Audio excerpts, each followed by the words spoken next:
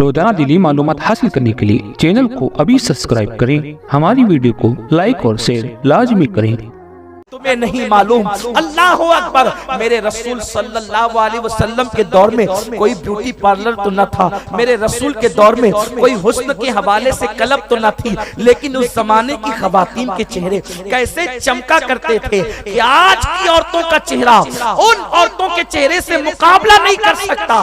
وجہ کیا تھی؟ ان کے دل میں اللہ کا خوف تھا، وہ اپنے آپ کو گناہوں سے بچایا کرتی تھی، وہ وضو کی پابند تھی، وہ نماز کی پابند تھی، اس کی برکت سے ان کے چہرے ایسے منور تھے کہ اللہ اکبر، آج کی خواتین کا چہرہ ان کے چہرے کے مقابلے کی تاب نہیں لا سکتا۔ اللہ اکبر، آج عورتوں کا حال یہ ہے، بیوٹی پارلر کے لیے وقت ہے، چہرے بنانے کے لیے وقت ہے، نماز کے لیے وقت نہیں۔ اللہ اکبر، عورتوں کو نماز کے حوالے سے بہت بہانے آتے ہیں۔ کوئی کہتی ہے مولانا میرے پاس ٹائم نہیں، میں پوچھتا ہوں آپ کے پاس سیریل کے لیے وقت ہے، نماز کے لیے کیوں نہیں؟ اور پھر نماز کس کی پڑھنے کی بات کی جا رہی ہے؟ وہ اللہ جس نے تمہیں زندگی دی، وہ اللہ جس نے تمہیں مال دیا، وہ اللہ جس نے تمہیں حسن دیا۔ آپ بتائیں اگر اللہ تمہارے چہروں کو خوبصورت نہ بناتا اور تمہارے چہروں کو بندر کی طرح بنا دیتا تو کیا تم احتجاج کر سکتی تھی؟ آپ مجھے بتاؤ، اللہ تمہیں انسان نہ بناتا، اللہ تمہیں چوہا اور چھچندر بنا دیتا تو کیا تم احتجاج کر سکتی تھی؟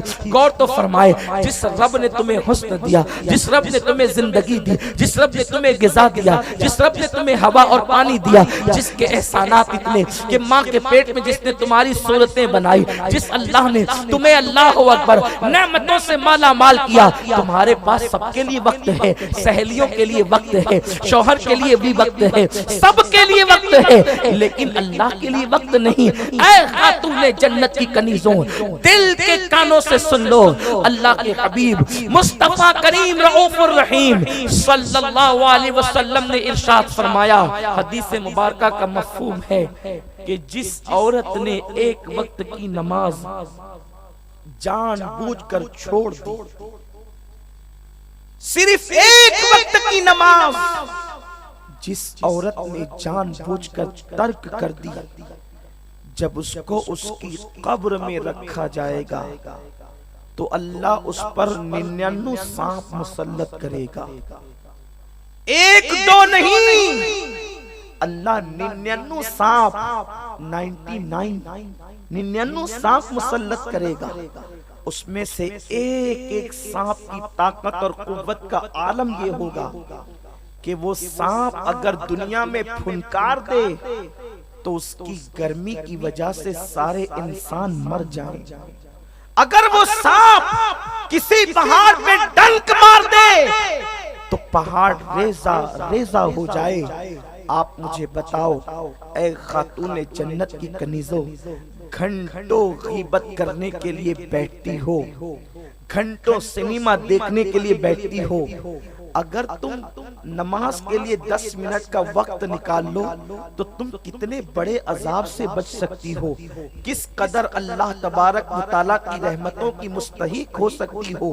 اور ایک وقت کی نماز تم نے چھوڑی تو 99 سانپ تمہاری قبر میں مسلط کیے جائیں گے، اور وہ سانپ کی طاقت کتنی ہے کہ پہاڑ پہ ڈنک مارے تو پہاڑ ریزہ ریزہ ہوگا۔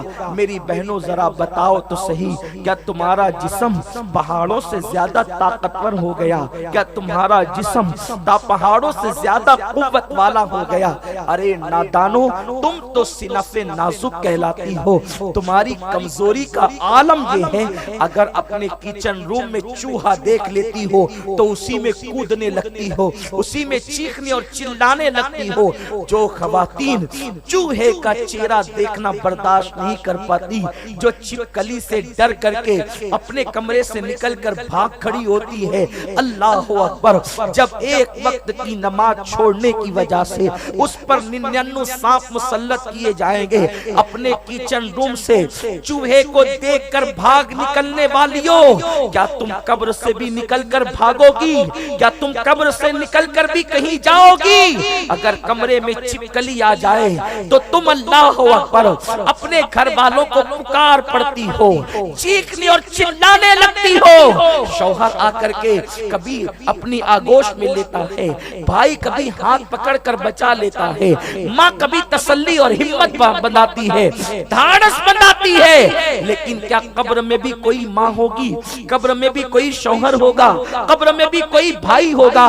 ہائے میری قوم کی بیٹیوں، ہائے خاتون جنت کی کنیزوں، تم نے آخرت کو فراموش کر دیا، دنیا کی رنگریلیوں میں اتنی ڈوب گئی، زیورات کی محبت نے تمہیں اتنا پاگل کر دیا، لباس کی محبت نے تم کو اپنی اندر اتنا ڈبا لیا، اس قدر تم دنیا کی محبت کے دلدل میں ڈوب گئی، تمہیں قبر یاد نہ رہی، تم قبر کو فراموش کر چکی ہو۔ اپنے کچن روم سے چوہے کو دیکھ کر بھاگنے والیوں، جب نمنو سانپ تمہاری لاش پر مسلط کیے جائیں گے، اس وقت قبر سے نکل کر بھاگنا تو دور کی بات ہے، وہاں تو کروٹ لینے کی بھی گنجائش نہ ہوگی۔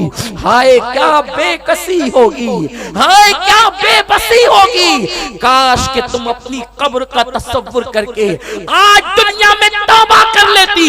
یہ کہنا کہ مولانا میرے بچے ہیں، میں بچوں کو دودھ پلاتی ہوں، نماز کے لیے وقت کب نکالوں گی، میرا شوہر ہے، شوہر کی خدمت کرتی ہوں، میں نماز کے لیے وقت کب نکالوں گی، میرے گھر میں اتنی مصروفیات ہے۔ لیکن یہ بات میں ہمیشہ کہتا ہوں، آج بھی تم سے کہوں گا، کیا میری ماں سیدہ فاطمہ الزہرا کے بچے نہ تھے؟ کیا سیدوں کی ماں فاطمہ الزہرا کے بچے نہ تھے؟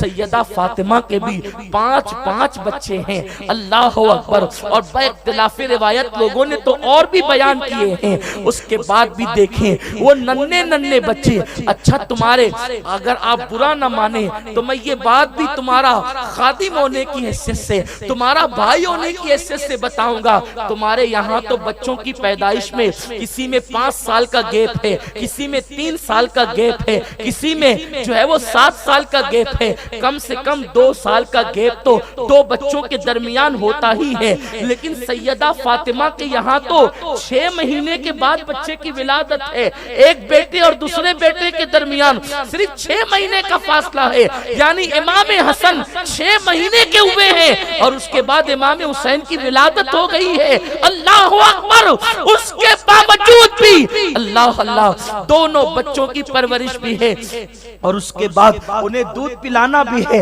تمہارے یہاں تو آٹا پیسا ہوا آتا ہے، سیدہ فاطمہ کے یہاں تو ہاتھوں سے چکی چلانا ہے۔ میرے رسول کی کنیزوں ذرا غور تو کرو، وہ سیدوں کی دادی سیدہ فاطمہ، ان کے حوالے سے امام حسن مجتبی کہتے ہیں میری ماں چکی چلاتی تھی، چکی چلاتے چلاتے میری امی کے ہاتھ میں چھالے پڑ گئے تھے، مشکیزے سے پانی اٹھاتے اٹھاتے جسم پر جو ہے وہ مشکیزے کے نشان پڑ گئے تھے۔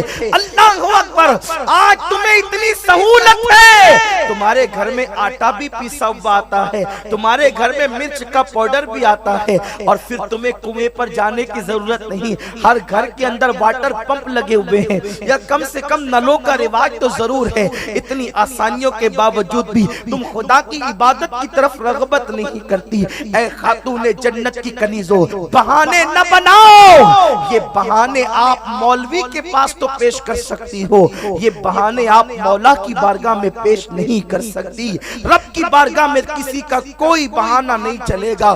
خدا را اپنے حال پہ رحم کر لو۔ اے میری بہن، تیرا جسم اتنا نازک ہے کہ اگر تجھے کوئی اللہ اکبر ڈاکٹر مرض کی وجہ سے انجیکشن لگا دے تو تو بے چین ہو کر کے چیخ پڑتی ہے، اگر مچھر تیرے جسم پہ ڈنک مار دے تو تو بے قرار ہو جاتی ہے۔ او میری بہن، اپنے حال پہ رحم کر، کم سے کم اپنے جسم سے محبت کر، کم سے کم اپنے آپ سے محبت کر۔ ہائے تم نفرتوں میں ڈوب کر کس قدر نفرت کے عادی ہو گئے کہ اب تمہیں اپنے آپ سے محبت نہ رہی۔ میرے قریب نے تو کہہ دیا، او انفسکم و اہلیکم نارا، اپنے آپ کو بھی جہنم سے بچا لو، اپنی اولاد کو بھی جہنم سے بچا لو۔ یا ایھا الذین آمنو علیکم انفسکم، اے ایمان والو اپنے آپ کی فکر کرو۔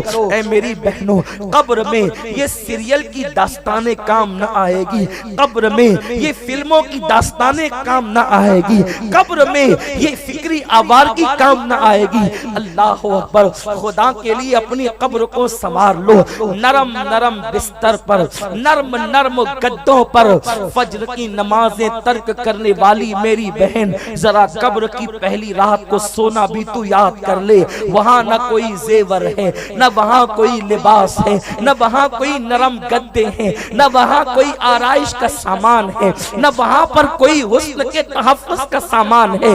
مٹی مٹی اور مٹی ہے، اوپر مٹی نیچے مٹی، دائیں مٹی بائیں مٹی، آگے مٹی پیچھے مٹی، اور اس کے بعد اللہ اکبر، میرے غیب دا نبی صلی اللہ علیہ وسلم کے فرمان کا مفہوم ہے، بے نمازی عورتوں کو جب ان کی قبر میں رکھا جاتا ہے تو اللہ اکبر، ان کے سر کے بال ان کے جسم سے جھڑ جاتے ہیں، ان کا کفن مٹی کھا کر کے پرانا کر دیتی ہے۔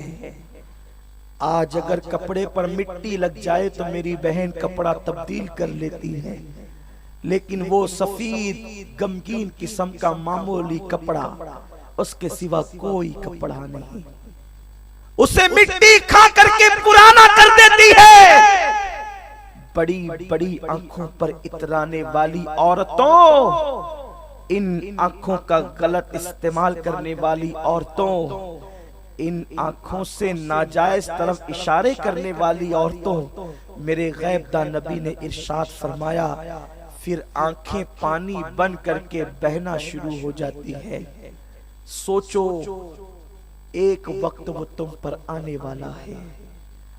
امام فرماتے، اندھیرا گھر اکیلی جان، دم گھٹتا دل اکتاتا۔ اندھیرا گھر اکیلی جان، دم گھٹتا دل اکتاتا۔ خدا کو یاد کر پیارے، وہ ساعت آنے والی ہے، اگر تھوڑا سا وقت 5 وقتہ نماز کے لیے نکال لو تو بہت ساری مصیبتوں سے تمہیں راحت مل سکتی